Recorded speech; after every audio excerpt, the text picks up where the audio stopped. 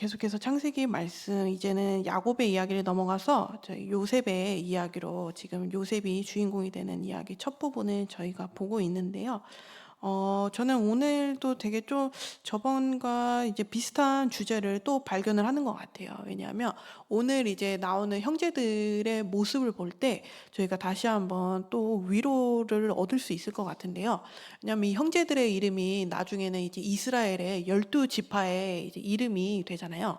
이 이스라엘의 12지파의 이름이 되는 이제 야곱의 아들들, 이제 야곱의 12형제의 이 모습을 보면은 저희가 일반적으로 기대하는 되게 좀 이상적이고 좀 평화롭고 이제 우애가 넘치고 사랑이 넘치는 그런 가족의 그런 형제의 모습과는 좀 거리가 멀어도 지금 너무 먼 것을 저희가 보고 있습니다. 그래서 얼마나 지금 이들이 지금 많이 갈라져 있냐면, 지금 콩가루 집안이냐면, 이제 4절 말씀을 보면 형들은 아버지가 그를 자기들보다 더 사랑하는 것을 보고서 요셉을 미워하며, 그에게 얼마나 미워하냐면 말 한마디도 다정스럽게 하는 법이 없었다.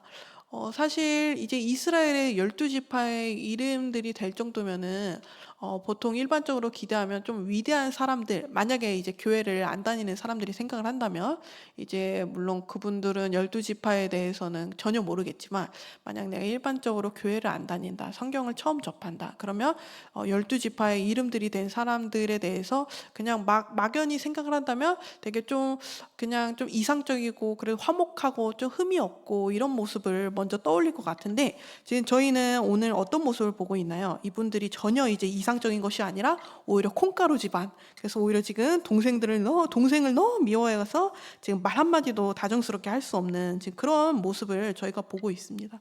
그래서 되게 좀 성경에 이런 장면들, 이런 인물들의 모습이 계속해서 반복되는 것 같아요. 이제 하나님께서 택하시고 이제 하나님께서 세우시는 사람들은 되게 모습들을 보면은 완벽한 사람들이 좀 거의 없는 것 같다. 항상 이렇게 막 부족한 모습들, 모난 모습들을 보이는데, 저희는 이것을 통해서 다시 한번 저희가 되새길 수 있는 것 같습니다. 하나님께서 이제 완전한 사람, 되게 흠없는 사람, 그런 사람들을 택하는 것이 아니라 정말 하나님의 전적인 은혜로, 정말 하나님께서 자신의 주관을 가지고 그렇게 하나님의 전적인 은혜로 택하시는 거구나.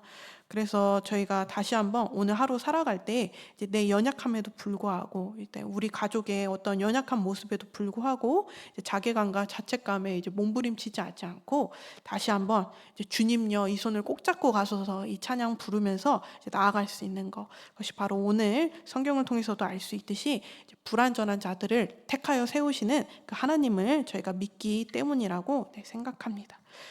그리고 또 오늘 본문의 이제 앞으로의 이야기의 당분간 주인공이 될 요셉의 모습을 봐도 저희는 또 비슷한 주제를 계속해서 느낄 수 있는데요.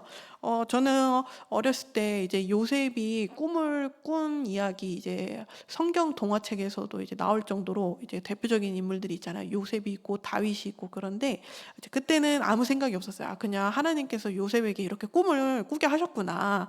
그래서 꿈을 가지고 이제 나중에 애굽의 총리가 되었구나. 이제 그냥 그렇게 생각을 했는데, 그리고 형들에게 좀 일방적으로 이렇게 미움을 당했구나. 좀 불쌍한 요셉. 약간 이제 신데렐라 느낌? 이제 콩쥐 팥쥐에서의 콩쥐 느낌으로 이제 요셉을 봤었는데, 이제 오늘 말씀을 보면은 요셉이 정말 미움받을 만한 짓을 했구나라는 생각이 좀 다시 드는 것 같아요. 하나님께서 요셉을 이제 세우시는데, 나중에 이제 총리로 세우시고 정말 그가 하나님의 이제 이런 복음의 여정에 정말 귀하게 쓰임 받는 것을 저희는 보는데요. 근데 요셉이 막 특별히 잘나고 훌륭해서 이제 하나님께서 그를 선택하셨느냐? 오늘 말씀을 보면은 요셉이 되게 특별하고 잘나서 선택받은 것 같지는 않다라는 생각이 들어요. 저는 이제 어렸을 때는 공부를 너무 잘하고 싶은 욕심들이 있으니까, 근데 잠언은 이제 지혜의 장이다, 지혜의 말씀이다, 이런 말씀이 있으니까 또 엄마한테 물어봤어요. 엄마, 잠언을 읽으면 공부를 잘할 수 있어?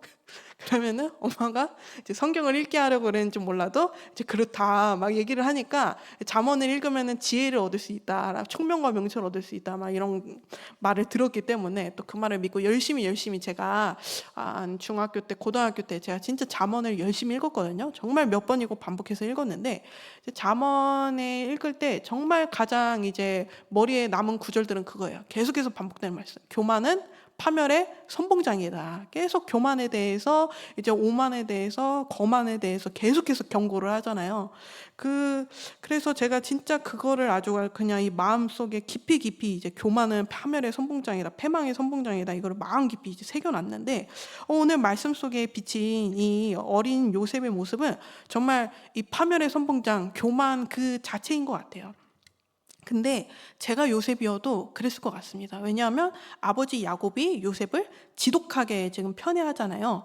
근데 요셉은 이제 야곱의 입장에서 사랑하는 아내 라헬이 오랜 기다림 끝에 낳은 아들이기 때문에 이제 라헬도 정말 아들을 낳고 싶어 했다는 것을 저희가 저번 말씀을 통해서 알고 있는데 사실 라헬도 그랬겠지만 야곱도 이 사랑하는 아내 라헬을 통해서 이 아들을 낳기를 야곱 스스로도 되게 많이 고대했을 것 같아요. 엄청 기대했을 것 같아요. 그래서 이렇게 근데 계속 이제 라헬은 낳지 못하고 그 수많은 형제들이 태어나고 마침내 이 요셉이 그렇게 기다린 끝에 이제 태어났잖아요. 얼마나 이 늦둥이 아들이 그리고 라헬의 아들이 얼마나 예뻤을까.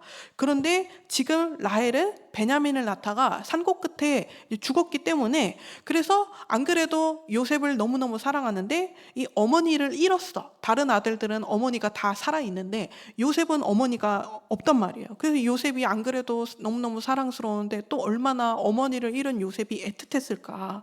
그래서 야곱은 요셉에게만 이제 개역개정에서는 채색옷, 여기에서는 이제 화려한 옷을 지어 입히는데 제가 오늘 이 말씀을 묵상하면서 조금 이제 좀 더 이제 찾아봤는데 어떤 곳에서는 이 채색옷, 이 화려한 옷이 그냥 단순히 이제 화려하기만 한 옷이 아니었을 것이다. 막 이런 글도 봤어요. 이제 당시 이제 채색옷은 이제 소매가 이제 길게 이제 막 손까지 그리고 발까지 내려오는 옷이었기 때문에 그래서 이제 땀 흘려 일하는 사람한테는 이제 노동자의 옷으로는 전혀 어울리지 않는 옷. 뭐 예를 들면 사실 저희가 정장 입고 막 노동을 하진 않잖아요. 양을 치진 않잖아요. 그런 느낌인 거죠.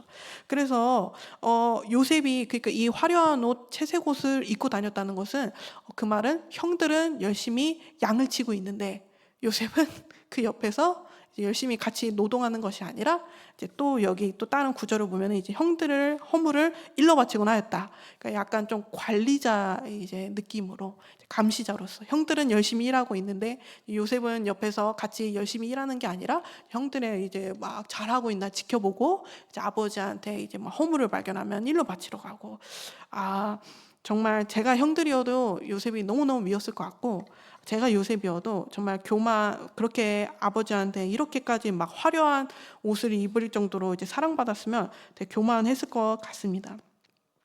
그래서 이런 요셉이 심지어 이제 꿈까지 꿨잖아요. 그래서 이 막 단들이 절하고 또 해와 달과 별들이 자신한테 절하는 이 꿈을까지 꿨으니까 이 요셉의 교만이 아주 절정에 달했을 것 같아요. 아주 확신의 날개를 달아줬을 것 같아요.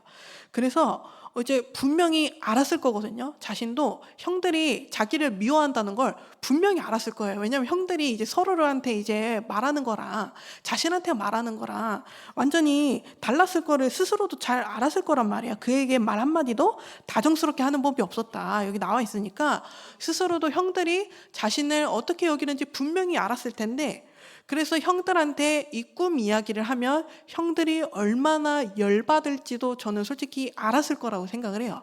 그런데도 지금 아마도 요셉이 스스로를 형들보다 확실히 우위에 있다고 여겼기 때문에 그래서 형들이 자신을 얼마나 미워하는지 또 형들이 이 꿈 얘기를 들으면 얼마나 열받을지 알고 있었을 때 에도 불구하고 이렇게 형들한테 지금 당당하게 이야기를 하고 있지 않나, 좀 그런 생각이 듭니다.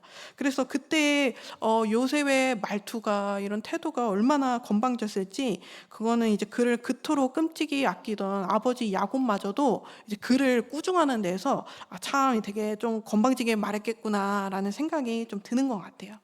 근데 저희가 기억해야 할 것은, 그래서 이 말씀들을 통해 저희가 다시 한번 되새겨야 될 것은, 이 꿈은 이제 요셉이 자신의 노력이나 자격으로 자기가 노력해서 꾼 꿈이 아니라는 거죠. 사실 이 꿈은 누가 주신 거죠? 누가 꾸게 하신 거죠? 사실 이 꿈은 하나님이 꾸게 하신 거고 하나님이 주신 것이거든요.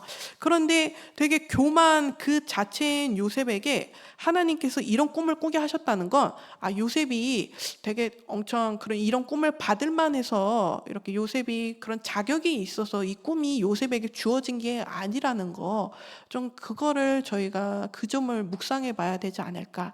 그래서 다시 한번 이제 저희가 계속 이제 저희 막 계속 연약함을 마주할 때, 이게 맞을까? 이게 맞나? 하나님께서 나에게 이 가족을, 나에게 이 교회를, 나에게 이 사역을 맡겨주셨는데 내가 과연 할 수 있을까? 좀 이런 또 막 자괴감이 들고 자책감이 들 때 다시 한번, 그래, 하나님이 내가 잘나서 선택하신 게 아닌데 하나님께서 꿈을 주셨고 또 하나님께서 이루어 가실 건데 하면서 좀 다시 한번 저희가 새롭게 마음을 다잡고 일어설 수 있는 시간이 될 수 있기를 지금 이 시간 간절히 하나님께 기도드립니다.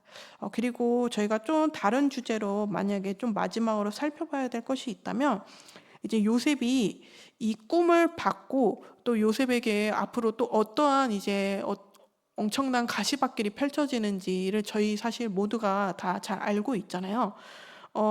사실 요셉처럼, 사실 이거는 좀 더 청년들에게 혹은 이제 다음 세대에게 들려주고 싶은 말이기도 한데, 이제 요셉처럼 이제 살아가면서 이제 신앙의 연수를 쌓아가면서 이제 하나님께 받은 그런 비전들, 이런 마음의 소망들, 이런 꿈들이 있는데, 이제 만약 하나님께서 나를 세워주신대, 하나님께서 나를 높여주신대, 이게 이 꿈을 받았을 때 이게 마냥 우리가 기뻐할 수 있는 일인가?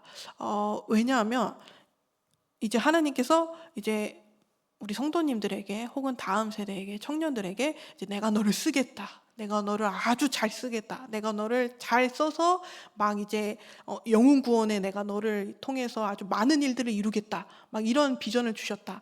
이것이 마냥 기뻐할 일인가? 이것은 다른 말로 하면 내가 너를 깎겠다.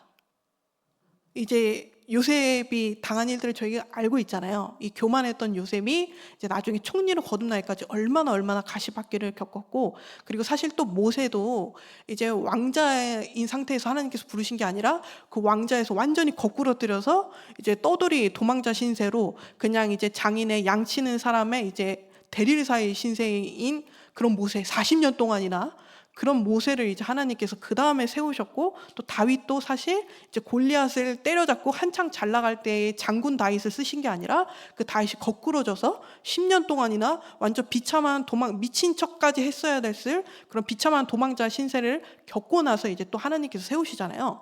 그런 걸 생각하면 내가 너를 세우겠다, 이게 만약 기뻐할 일인가? 이것은 다른 말로 하면 내가 너를 꺾겠다, 내가 너를 깎아버리겠다, 내가 너의 교만과 너의 막 본성을 깎아서 하나님 아니면은 살 수 없을, 하나님이 아니면 안 된다, 이런 그런 절박함, 이렇게까지 너를 깎아서 너를 사용하겠다, 약간 이런 말과 동의어가 되는 것이 아닌가. 그래서 저는 전에는 이제 젊었다라는 말을 하기엔 제가 좀 그렇습니다. 그래서 제가 좀 어렸을 때는 되게 막 좀 하나님이 나를 세우겠다 이런 말을 하면은 막 좀 이랬었는데, 이제는 좀 두렵더라고요. 하나님께서 너 만약 세우신다, 내가 너를 사용하겠다, 이 말 들으면 얼마나 고생시키시려고 약간 이런 좀 두려운 감정이 좀 먼저 들게 되는 것 같습니다. 그래서 네, 어쨌든 오늘 말씀을 통해서 저희가 이제 기억해야 될 것은, 내가 잘나서 나를 세우시는 게 아니고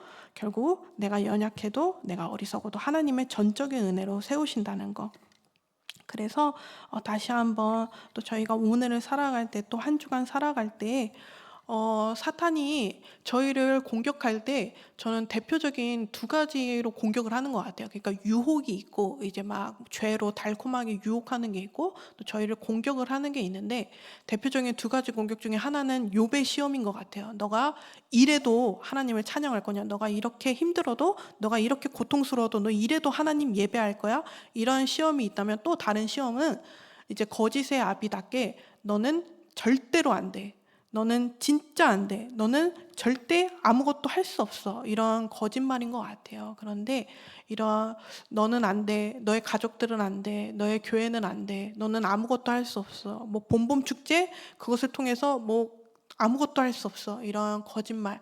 이런 너는 안 돼. 너의 교회는 안 돼. 이런 거짓말에서 제가 다시 한번 아니야. 하나님께서 요셉을 세우신 것도 하나님께서 이 이스라엘의 12지파를 세우신 것도 잘나서가 세우신 것도 아니고 막 잘할 수 있어서 세우신 게 아니야. 오직 하나님의 전적인 은혜로 세우셨고 하나님께서 다 이루셨어. 이렇게 선포하면서 저희가 다시 한번 믿음으로 또 우리 가족들을 사랑하고 또 일터에서 살아내고 또 봄봄 축제를 믿음으로 준비할 수 있었으면 좋겠습니다. 네, 저희가 이런 마음으로 함께 기도할 수 있기를 원합니다.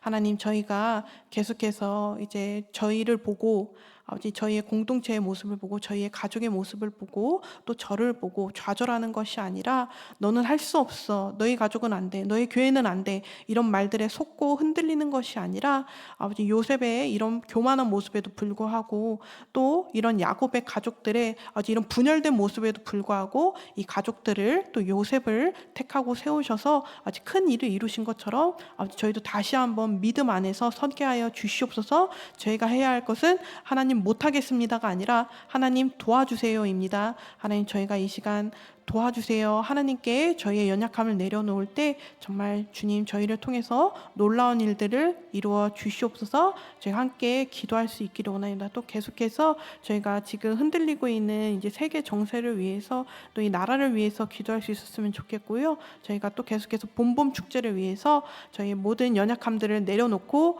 오병이어로도 정말 5천 명이 넘는 사람을 먹이셨던 그 큰 은혜를 저에게 쏟아 부어 주시기를 이 시간 기도할 수 있기를 원합니다. 저희 함께 기도하시다가 또 각자 자유롭게 기도하시다가 돌아가시도록 하겠습니다. 저희 함께 기도하시겠습니다.